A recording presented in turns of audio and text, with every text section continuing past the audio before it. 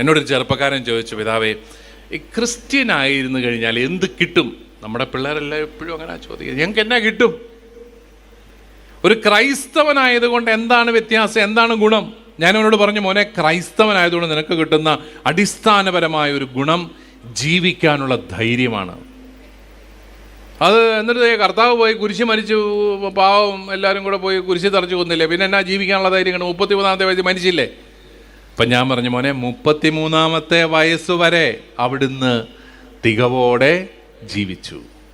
അതാണ് ജീവിക്കുന്ന കാലത്തോളം ധീരതയോടെ ജീവിക്കാൻ. എന്നിട്ട് കർത്താവ് എന്താ ചെയ്തത്? അവിടുത്തെ കുരിശിൽ തറച്ചു കൊന്നു. ആ കുരിശിനെ മഹത്വത്തിൻ്റെ ചിഹ്നമാക്കി അവിടുന്ന് മാറ്റി. നമ്മുടെ സുവിശേഷം ഉണ്ടല്ലോ പ്രിയപ്പെട്ടവർ, വളരെ പോസിറ്റീവായിട്ടുള്ളൊരു സാധനം. സുവിശേഷം എന്ന് പറഞ്ഞാൽ പാപം, ശിക്ഷ എന്നൊക്കെ ചിലർ അതൊക്കെ വലിയ ഇതാണ്, ഇത് ഭയങ്കര പാപമാണ്, അതാണ് ഇതാണെന്നൊക്കെ പറയും. പക്ഷെ സുവിശേഷം രക്ഷയുടെ ഒരു സന്ദേശമാണ് നമുക്ക് തരുന്നത്, ധൈര്യത്തിൻ്റെ ഒരു സന്ദേശമാണ് തരുന്നത്.